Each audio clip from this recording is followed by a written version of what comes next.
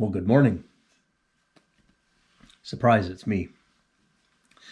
We're now a mask-wearing society, aren't we? I find remembering the masks is sometimes tough. Always when we're leaving the house, I'm after the family, for remember your mask, remember your mask. And I find I keep a couple in the car just for when I'm out and about because it always comes as a surprise, right? That I need a mask. The tough part I find is because I keep spares in the car, that's not a problem. But when I go out walking, so our church is right in the middle of downtown. So often when I need to clear my head, I go for a little wander.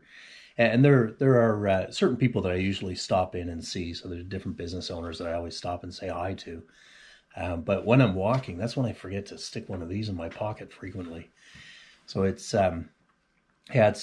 still taking some getting used to. But the truth is that masks are they're ubiquitous. They're everywhere. So everywhere we go, we see people wearing masks. One concern that I have with the masks, I mean, obviously there's a health benefit in spreading, preventing the spread rather of COVID, and I guess flu as we're getting into flu season. But one concern that I have outside of the health is the dehumanizing effect of wearing a mask. That as we look at one another, we don't see each other quite in the same way that we used to anymore. And I know a lot of times we tease the younger folk about their cell phones, right? That always looking at the cell phones, and it's getting in the way of socialization, right? That all these kids are looking at their phones instead of looking at one another. But I wonder if the masks are even more of a problem as far as inhibiting our social interaction.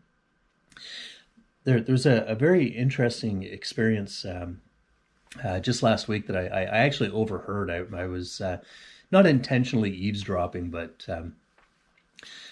Noah had one of his friends over, actually a couple of his friends over after school, and they were out playing, and one of them had his mask on, and I'm not sure whether he just forgot that he had it on because they wear them all day long, or maybe his parents were a little strict and said you can go and play and stuff, but keep the mask on. I'm not sure, but either way they were working up a bit of a sweat, and finally they needed to pause and have a drink.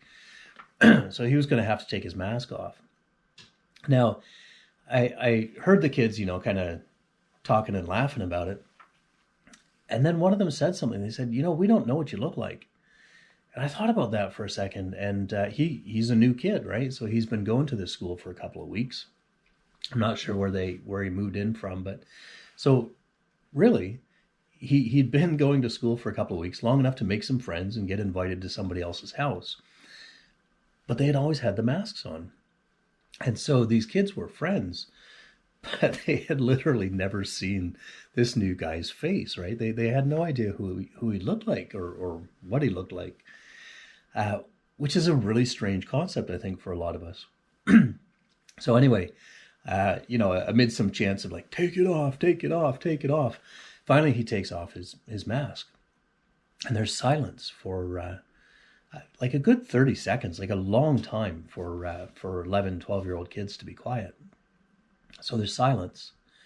And then he said, just kind of really quietly, I just heard him say, I kind of feel like I need to cry or something right now. And it was such a weird, poignant kind of moment. Like, I don't know whether he was feeling vulnerable at being seen for the first time, or maybe such a rush of relief at finally being seen for the first time. I'm not sure what was going on. I didn't want to barge in and start questioning him, but it was a stunning moment, actually, that overload of emotion because he has revealed his face. And I think that's something that seems foreign to most of us. We would never really consider that. Now, years ago, there was that blockbuster movie, Avatar. I think at the time it was the most expensive movie ever made.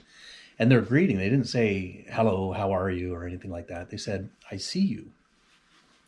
And I think that's a really interesting greeting, right? Just that recognition of the other person as opposed to imposition of, hey, how are you? Tell me what's going on.